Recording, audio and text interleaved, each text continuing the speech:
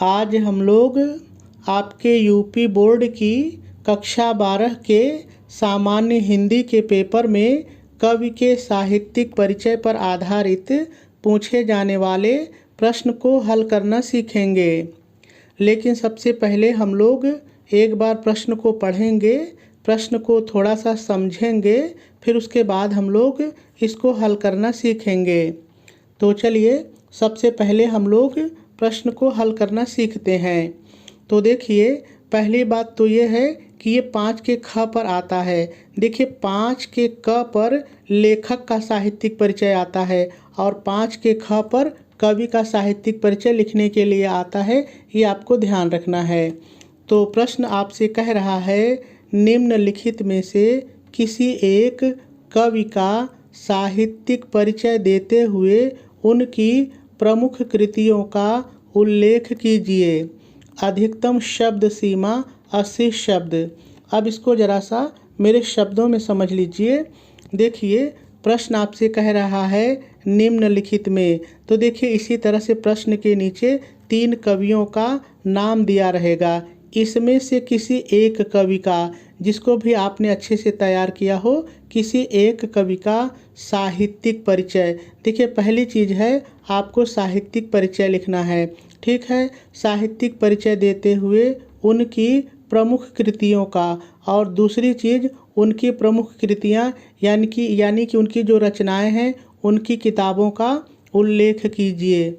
अब ये प्रश्न कितना बड़ा आपको उत्तर इसका देना है, तो आपके पेपर में प्रश्न के बगल में ही लिखा रहता है कि अधिकतम शब्द सीमा 80 शब्द, यानी आपको 80 शब्द लिखना होता है। लेकिन जब आप साहित्यिक परिचय लिखते हैं तो ये 100-125 शब्द तक चला जाता है, कोई दिक्कत नहीं है। यदि थोड़ा बड़ा हो जाता है तो और अच्छी बात है। बस आपको अपना समय जो है वो मैनेज करके रखना है। ऐसा ना हो कि कोई एक प्रश्न आप बड़ा लिख रहे हैं उसका उत्तर और दूसरा प्रश्न छूट गया, ऐसा नहीं करना है। यदि आपके पास समय है तो थोड़ा बड़ा लिखिए, नहीं तो 80 शब्द का ही लिखिए, कोई दिक्कत नहीं है। देखिए सबसे ज़रूरी बात ये होती है कि जो भी प्रश्न आप हल करने जा रहे हैं उसकी सूचना को ज़रूर अच्छी तरह से पढ़ा करिए। ठीक है, कभी कभी क्या होता है कि हम लोग जो यूट्यूब पर पढ़ाते हैं प्रश्न में थोड़ा बहुत फेरबदल हो जाता है और आप सुने रहते हैं कि ऐसे ही तो पढ़ाया गया था। तो ऐसा नहीं है, आप प्रश्न की सूचना को ज़रूर पढ़ा करिए। ठीक है, तो देखिए थोड़ी देर के लिए मान लीजिए तैयार तो मेरा सब है, लेकिन मुझे ऐसा लगता है कि ये मैं ज़्यादा अच्छा लिख सकता हूँ। तो चलिए हम लोग इसका जो है साहित्यिक परिचय, जयशंकर प्रसाद जी का साहित्यिक परिचय लिखना सीखते हैं। तो देखिए सबसे पहले आपको प्रश्न उत्तर नंबर डालना है। 5 के ख का मैंने दूसरा डाला है, इसका मतलब ज़रा सा समझिए। देखिए 5 के ख पर आया है ये, और मुझे पहला नहीं आया, तीसरा नहीं आया, दूसरा आया, तो मैंने यहाँ पर दूसरा लिखा है। देखिए यहाँ पर मैंने दूसरा लिखा है। यदि आप यहाँ पर पहला कर रहे हैं तो पहला लिखिए, तीसरा कर रहे हैं तो तीसरा लिखिए, जो कर रहे हैं वही लिखिए। ठीक है, तो मैं दूसरा कर रहा हूँ।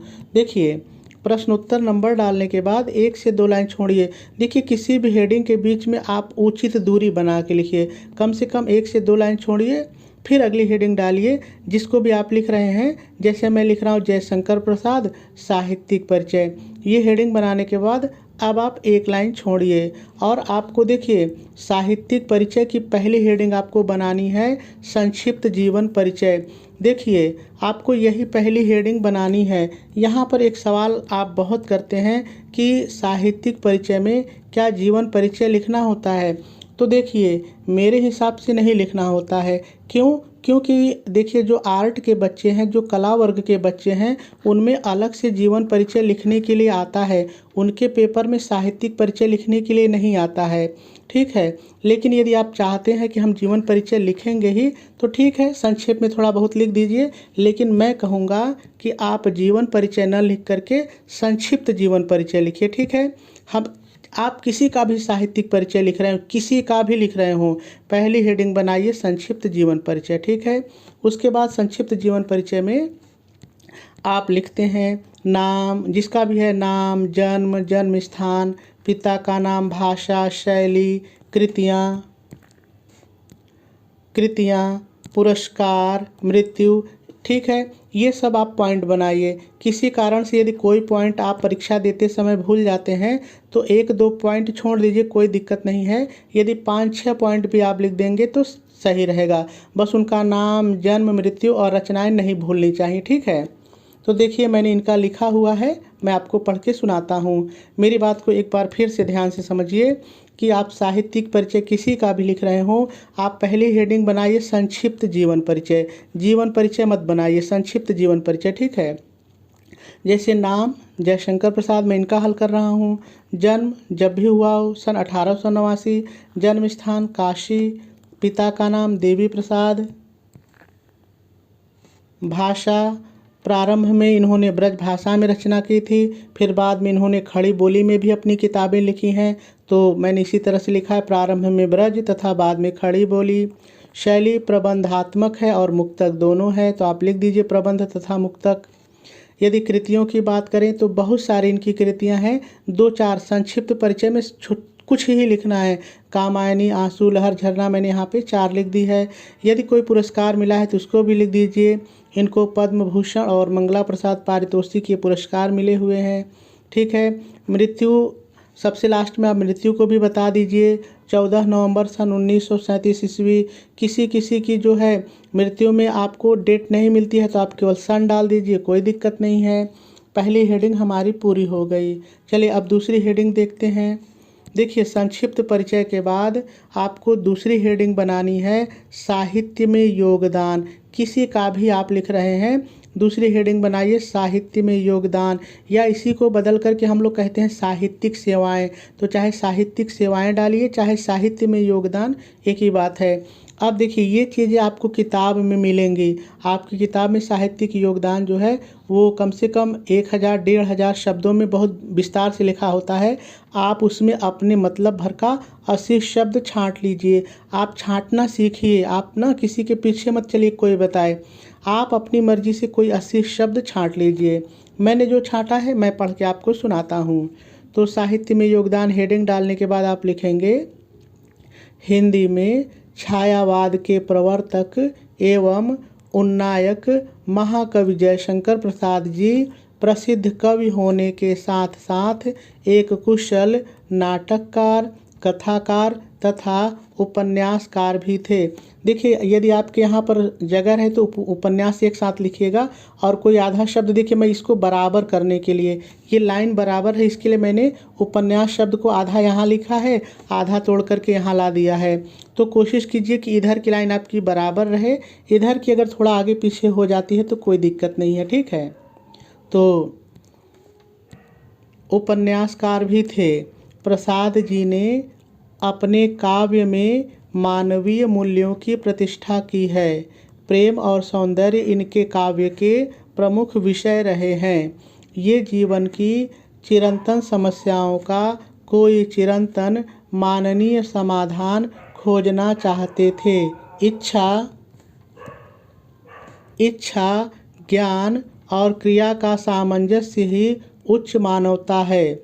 उसी की प्रतिष्ठा प्रसाद जी ने की है। सांसारिकता की ओर झुकाव और उससे मुक्ति का समन्वय ही, समन्वय का मतलब होता है किसी को मिला के चलना, तो संसार की ओर झुकाव और उससे मुक्ति दोनों को मिलाकर, ठीक है, समन्वय ही भारतीय संस्कृति की अनुपम देन है। और कामायनी के माध्यम से यही संदेश प्रसाद जी ने संपूर्ण मानवता को दिया है, संपूर्ण मानवता को दिया है। डॉक्टर राजेश्वर प्रसाद चतुर्वेदी ने हिंदी साहित्य में उनके योगदान का उल्लेख करते हुए लिखा है। ये कोटेशन है राजेश्वर प्रसाद जी का, तो आप काले रंग की पेन से डबल इन्वर्टेड कामा के अंदर लिखेंगे, वे छायावादी काव्य के जनक और पोषक होने के साथ ही आधुनिक काव्यधारा का गौरवमय प्रतिनिधित्व करते हैं। पूर्ण विराम लगाएंगे और डबल इन्वर्टेड कामा को बंद कर देंगे। आपकी दूसरी हेडिंग भी पूरी हो गई। चलिए तीसरी हेडिंग डालते हैं। तीसरी महत्वपूर्ण हेडिंग है रचनाएं। देखिए रचनाएं यदि कोई ऐसा कवि है जिसने कुछ ही प्रमुख रचनाएं लिखी हैं तो आप चाहें तो सब एक साथ लिखिए, लेकिन जयशंकर प्रसाद जी ने काव्य, नाटक, कई चीज़ें अलग अलग लिखी हैं तो सबको अलग अलग लिखना है। चलिए पहले ऊपर से देखते हैं। तो रचनाएं हेडिंग डालने के बाद डैश डालेंगे और लिखेंगे जयशंकर प्रसाद अनेक विषयों और भाषाओं के प्रकांड पंडित थे। उनकी प्रमुख रचनाएं निम्नलिखित हैं। देखिए आपकी तीसरी मुख्य हेडिंग रचना है। अब रचना की उप हेडिंग है, ठीक है। तो इनको आप कोष्ठक में क, ख, ग या रोमन का 1, 2 ऐसे भी दिखा सकते हैं, लेकिन इस पर नंबरिंग कुछ ना कुछ जरूर करिएगा रचनाओं में, ठीक है। तो इनकी जो काव्य की रचनाएं हैं, झरना, लहर, आंसू, चित्राधार, कानन कुसुम, प्रेम पथिक, कामायनी आदि इनकी काव्य पर आधारित रचनाएं हैं। देखिए मैंने यहाँ पर ढेर सारी लिखी है। परीक्षा में यदि किसी कारण से 1-2 रचना आप भूल जाते हैं तो आपको घबराना नहीं है, जितना आपको याद रहे उतना लिख दीजिए।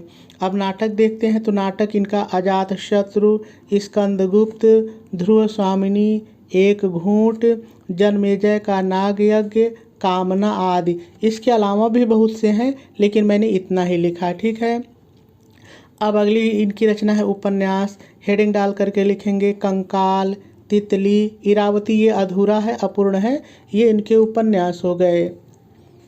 अब अगली जो इनकी रचना है उसको आप नंबरिंग करेंगे और लिखेंगे कहानी और डैश डाल करके लिखेंगे आकाशदीप, इंद्रजाल, प्रतिध्वनि, आंधी, छाया आदि, और ये भी पूरा हो जाएगा। अगली इनकी विधा है निबंध। डालेंगे हेडिंग और लिखेंगे काव्य और कला तथा अन्य निबंध। इस तरह से आपकी तीसरी हेडिंग पूरी हो गई। मैं फिर से बता दूं, रचना की ये उप हेडिंग है, इसको नंबरिंग करके लिखिएगा, ठीक है। अब चलिए चौथी हेडिंग देखते हैं। चौथी हेडिंग आप डालेंगे साहित्य में स्थान। साहित्य में स्थान और डैश डाल करके लिखेंगे प्रसाद जी भाव और शिल्प दोनों दृष्टियों से हिंदी के युग प्रवर्तक कवि के रूप में हमारे सम्मुख आते हैं। भाव और कला, अनुभूति और अभिव्यक्ति, वस्तु और शिल्प सभी क्षेत्रों में प्रसाद जी ने युगांतकारी परिवर्तन किए हैं। निसंदेह वे आधुनिक हिंदी काव्य गगन के अद्भुत तेजमय सूर्य हैं। पूर्ण विराम लगा देंगे और आपका हिंदी साहित्य में स्थान भी पूरा हो जाएगा।